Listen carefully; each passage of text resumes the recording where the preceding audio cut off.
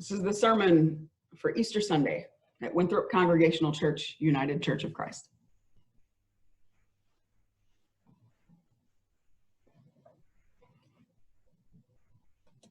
I've been particularly grateful for technology over the last several weeks, as it has let me keep up with people I care about when I can't safely see them from face to face. I know the Bible talks about seeing dimly through a mirror as though it were a bad thing, but these last couple of weeks, the mirror of our society that has been social media has been a gift for the most part. Even though I know that what I see is incomplete. Recently, I saw and participated in something completely lovely and generous and kind over social media, and I've been given permission to share it with you today. My colleague, the Reverend Tamara Torres-McGovern, is on staff at Woodford's Congregational Church in Portland, and she also works with a new church start called Arise. She and her spouse, Piper, have a really great 3-year-old kid named Toby. Last week, Piper and Toby went on a walk, as many of us are doing these days. On their walk, they also brought Toby's new scooter, which she was excited to learn how to ride. Now, according to Toby's mom, there were those usual tumbles that you expect when you're learning how to do a new thing. But eventually, little by little, Toby grew brave enough that she began balancing on one foot and gliding along the sidewalk. Who remembers those first few times that you did this on your own scooters and bicycles and roller skates? Do you remember that excitement? I think that is a pretty impressive start for the first day on the scooter. Now, as we would say in Tennessee, Toby was having a big old time. She was scooting around and laughing out loud. That is, she was having a good time until she fell. And this was a bigger fall than the others that she had taken up until that point. The scooter managed to roll over her finger, and it smashed one of her fingernails way down at the bottom, right down here. It really hurt, and it bled, and Toby cried and cried. Piper scooped her up and then ran right home. Now, at first, Toby wouldn't let either one of her moms touch her finger to clean it up. But eventually they got it cleaned up and they found a good Band-Aid. I hope it was a Star Wars Band-Aid because those are the best Band-Aids. And then something fascinating and very sweet happened. Toby's finger had been bandaged up and she had finished crying. And then she asked Tamara, "Mommy, when you were little, did this happen to you?" What a thoughtful question. Not that I'm surprised, 3-year-olds are often very thoughtful. And her mom said, not that exact thing, but something else happened. So Tamara shared a story where she was sliding down a gravel driveway covered in snow and she got going too fast.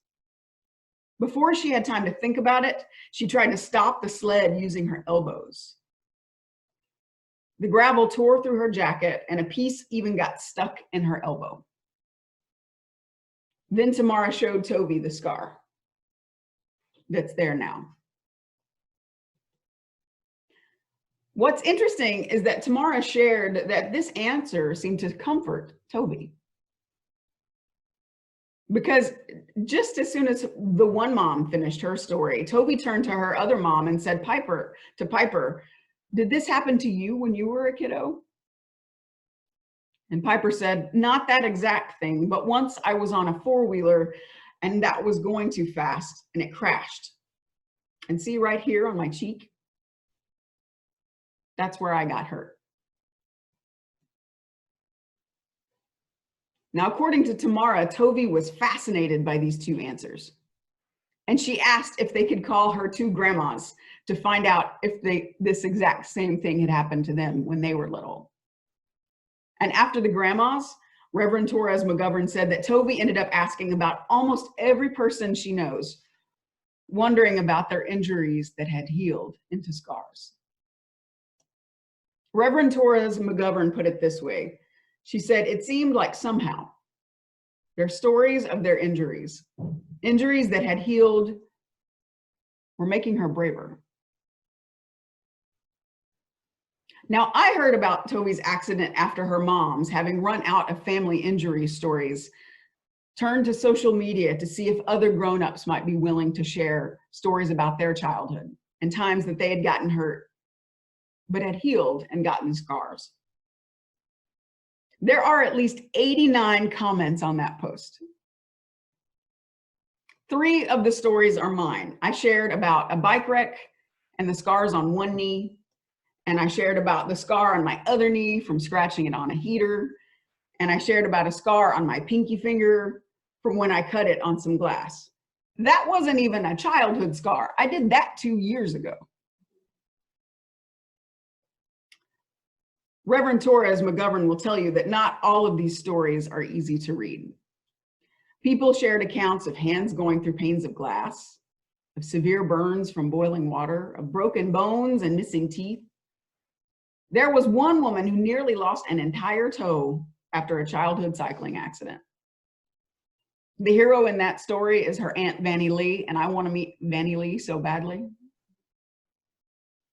After reading all these stories, though, which run the gamut from common childhood antics to harrowing trips into surgery, Reverend Torres-McGovern realized that all of the stories had something in common.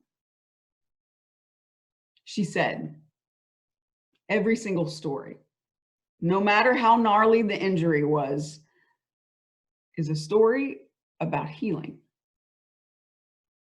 Because each of those wounds turned into scars. And each of those experiences turned into a story about how that person recovered and got better. Tamara shared the kid-friendly versions of these healing stories with Tovey, and Tovey loved them. She went and found all her stuffed animals, and she started creating stories about the stuffed animals having the same accidents as the grown-ups had, and then getting better. And Tovey herself has been getting better too. She hasn't run the scooter yet. I asked her mom last night. But she's thinking about it. She's talking about it. I bet she'll get on it again soon. So after reading all of these stories about healing and seeing so many people reach out to help her comfort her daughter, the Reverend Torres-McGovern started making connections between all of those healing stories that her friends were sharing and the ways that humanity is currently learning how to move through the COVID-19 pandemic.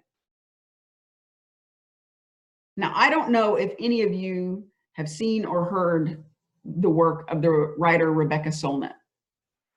One of the things that she writes about is her research on disasters. So she's been writing some on social media where I have seen her work. And Reverend Torres-McGovern had listened to a podcast where she was talking about it. On the podcast, Solnit says, often when we're thinking about hope, we imagine something in the future for inspiration. We look forward, maybe even to the people that we want to leave a better world for. She said something interesting though. She thinks what might actually be the most helpful to us is not looking forward. She said hope might be better practiced by looking backwards. Now that goes against my inclination, so let me explain more about what Solnit means in case it goes against your inclination as well. She said, how do communities know that they can recover after an earthquake? One way is that they look back to the stories of people who have experienced earthquakes before them and how those people recovered. And then they realize that if those people recovered, we can too. I know I've been doing something like this. I have found it very helpful to read accounts from the 1918 flu epidemic. I don't know if that's the kind of light reading that you are participating in these days, but that's what I've been reading. I wanted to see what our forebears did, what they did well, and also the things that they did that we don't want to repeat.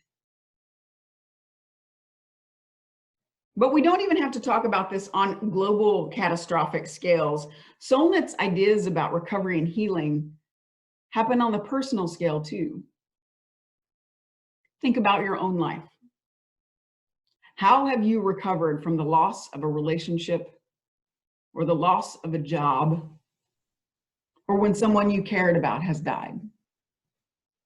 I imagine that talking to people you trust about these losses has been part of your healing process. Perhaps you and I are both a bit like Toby. Hearing about others who have been hurt and later healed has helped us find our way forward. Solnit tells us that the stories of the survivors who precede us don't take away our pain,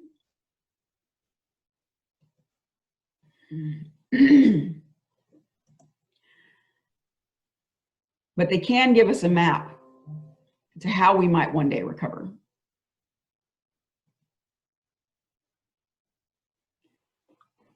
Now, this is something I know about us as Christians. We Christians are a storytelling people. We inherited that from Jesus, who learned it from his Jewish religious traditions. When terrible things happen, when we have to learn to live in a new way, scarred but also healed and changed, we have learned the power of telling those stories of healing and transformation. In some traditions and in some times of history, we have called that testifying, or we have called it witnessing. We might also just call it telling the truth about how God has moved and how we have survived. Easter is one of those stories of scars and of transformation. It is a story where we begin in sadness, where we begin in desolation, where we walk to a tomb,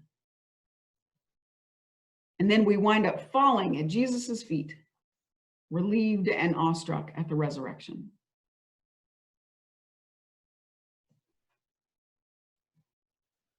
What we can't forget is that Jesus tells us to tell our stories, to share what we have seen, and to share that we have been healed. That was his message to the very first witnesses of the resurrection, our first preachers of the resurrected God, Christ, Mary and Mary Magdalene. He said, "Do not be afraid. Go and tell my brothers to go to Galilee. There they will see me."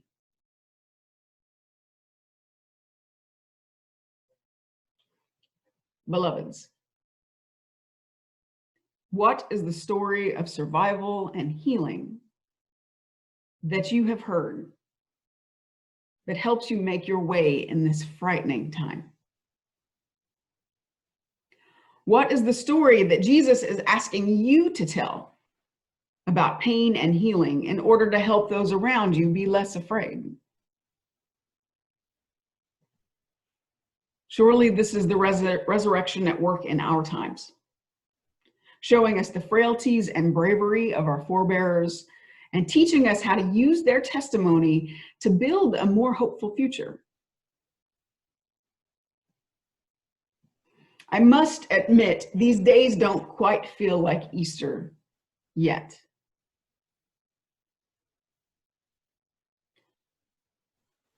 But Mary and Mary Magdalene have shown us a way. They've shown us how to get to the empty tomb. I pray now that we follow them, that we share our own stories, that we tell people what Jesus has done. I hope you'll tell your stories too. That's how we'll make it through this together. Amen.